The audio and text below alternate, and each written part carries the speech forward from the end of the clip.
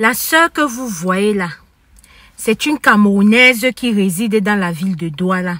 Et c'est une vendeuse du piment, ou du moins, elle vendait le piment avant. Elle vendait le kouetou. Et c'est qui l'a fait arrêter. Asseyez-vous bien. La sœur explique que elle vendait son piment. Et dans la vente du piment, ils ont l'habitude d'aller quelque part, histoire de se protéger. Parce qu'elles savent qu'elles peuvent avoir des clients qui sont compliqués.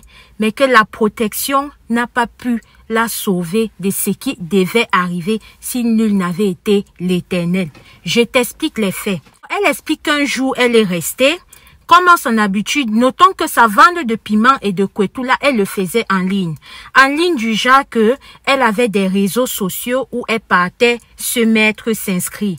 Maintenant, à travers ces derniers-là, les clients qui étaient là-bas, ou du moins c'est les hommes qui étaient là-bas, s'ils étaient intéressés par elle, s'ils étaient intéressés par son profil, ils vont la contacter soit sur son numéro de téléphone qu'elle avait mis, soit en inbox. Alors quand tu venais comme ça, tu lui disais clairement ce que tu voulais, clairement ce que tu attendais d'elle et vous vous mettez d'accord. Alors un jour comme un autre, c'est comme ça qu'elle est restée.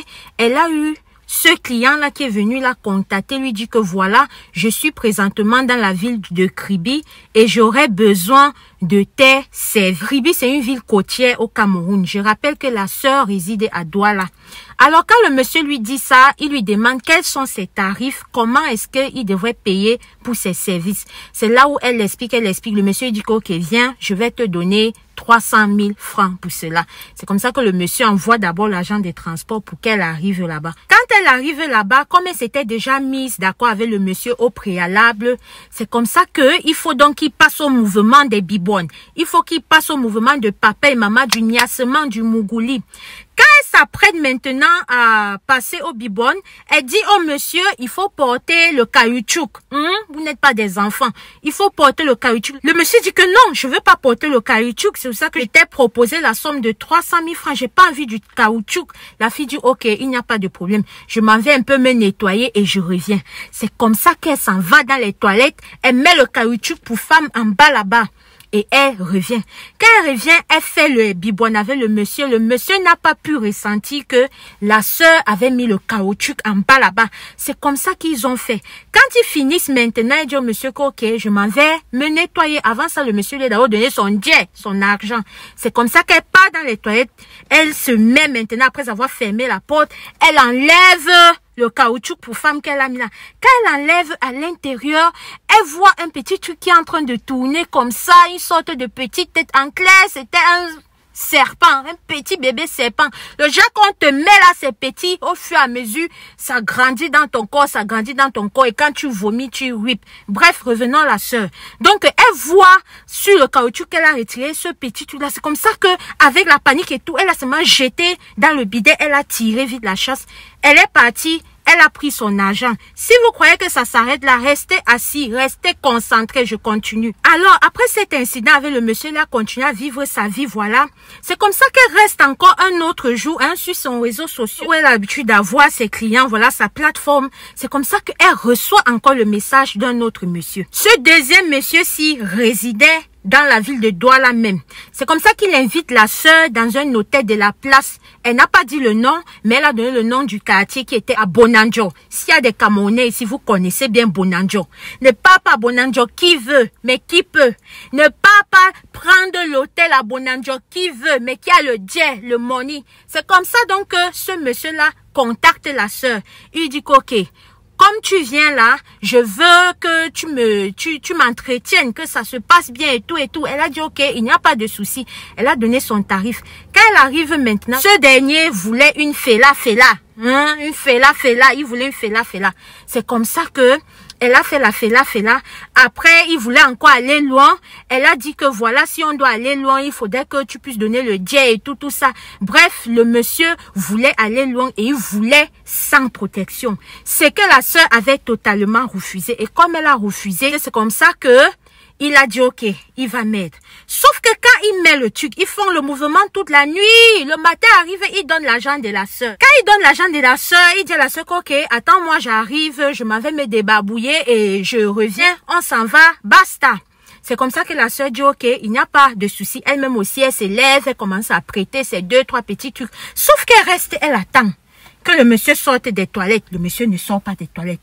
Elle attend que le monsieur sorte des toilettes. Le monsieur ne sort pas. Elle dit que, ah, je peux être ici, assise comme je suis assise là. L'enfant d'autrui a peut-être eu une attaque là-bas. Je vais aller regarder parce que ça fait déjà plusieurs minutes qu'il est parti aux toilettes. Il ne sort pas. Quand elle arrive, elle ouvre la porte des toilettes. Elle regarde. Elle ne voit pas le monsieur. Elle dit que, mais j'étais ici. Il n'a pas pu passer sans moi. Elle ne sait pas un peu ouvrir la porte de la chambre. Elle voit que la chambre est fermée. Ça veut dire que le monsieur qui pleuve une neige, quel que soit l'as canvas, il est aux toilettes. Elle repart, elle regarde. C'est là où il y a une intuition qui lui vient, qui lui demande, ouvre les toilettes. Quand elle ouvre les toilettes, elle voit un gros boa qui est dans les toilettes. Elle referme sa vie comme ça, qu'elle crie, elle tire la porte de la chambre et sort. Maintenant, quand elle crie comme ça, ces cris ont alerté le personnel de l'hôtel. C'est comme ça qu'ils sont venus. Elle dit à la femme que, là-bas, il y a quelque chose. C'est comme ça qu'elle explique à celle-là. Cependant, elle a précisé que ce boa qui était dans les toilettes là n'est pas sorti et ce boa qui était dans les toilettes ne l'a pas attaqué. Alors quand ça s'est passé comme ça là, c'est comme ça que la sœur s'est rentrée.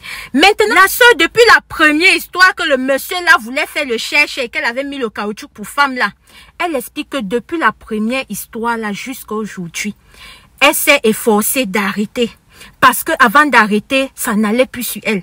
Avant d'arrêter, il y avait comme une certaine malchance qui la suivait au quotidien.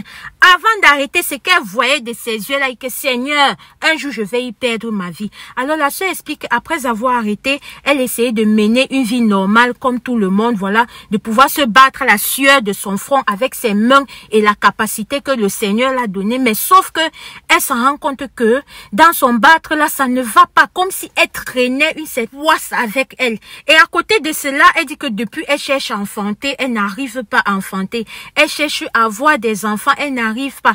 Et à côté de cela, elle a toujours eu des maladies qui viennent sans tête, sans queue, beaucoup dépensé, que même le peu d'argent qu'elle avait, qu'elle a pu gagner, quand elle faisait sa vente de piment, malgré que c'était avec des hommes friqués, elle n'arrive pas.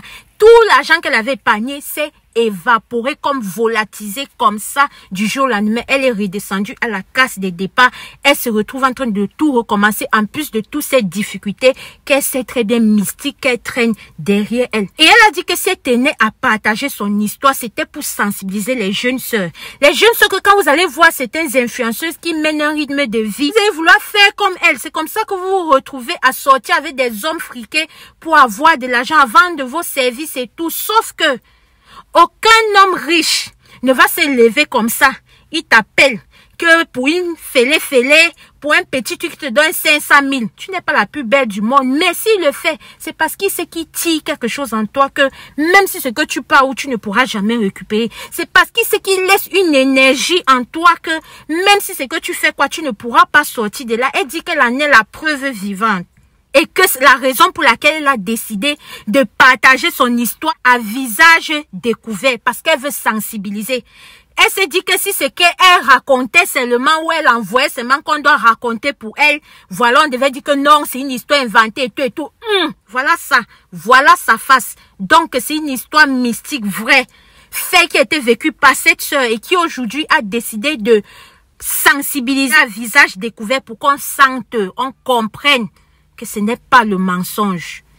Les histoires mystiques comme ça, il y en a plusieurs. Famille, faites attention. Le déo est miné. Voilà ça là comme ça. Alors, si toi aussi tu as bien écouté l'histoire de la sœur, voilà. Dis-moi la partie qui t'a le plus impressionné. Dis-moi si ça ne te dérange pas en commentaire, en chérie, ce que cette histoire t'a permis de comprendre. Vidéo à partager au maximum. Elle a dit un truc qui est particulièrement vrai. Aucun homme friqué ne va te donner 500 000 pour la nuit. Parce que quoi?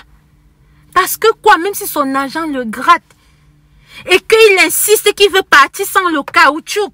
Il faudrait que ça t'amène à sciencer. Tu comprennes qu'il n'y a pas quelque chose qui est normal. Que dans son affaire là, rien n'est clair. C'est de ça qu'il s'agit. Partagez la vidéo au maximum parce que ça peut sauver. Ça peut aider. Famille, restez prudents. Priez sans cesse parce que le déo est miné. Si toi aussi tu as une histoire vraie ou mystique que tu aimerais partager avec nous, Écris-nous sur notre numéro WhatsApp qui s'affiche là. Ensemble, on va se mettre d'accord sur comment est-ce que je vais présenter ton histoire, voilà. Si aussi ça t'arrive, même que tu vois une émission, voilà, que tu sens que ça peut sensibiliser à travers ces derniers, envoie-nous le lien de ça sur notre numéro WhatsApp là. On va repartager ça ici à notre manière. Après tout, c'est tout ça qui concourt à pouvoir faire entendre à nos enfants, à nos soeurs, à nos mamans, à nos tantines que les choses qui se passent dehors là, si tu es simple comme toi et moi, il y a d'autres que ils se préparent. Et quand ils se préparent, on vient payer les pots cassés. C'est de ça qu'il s'agit.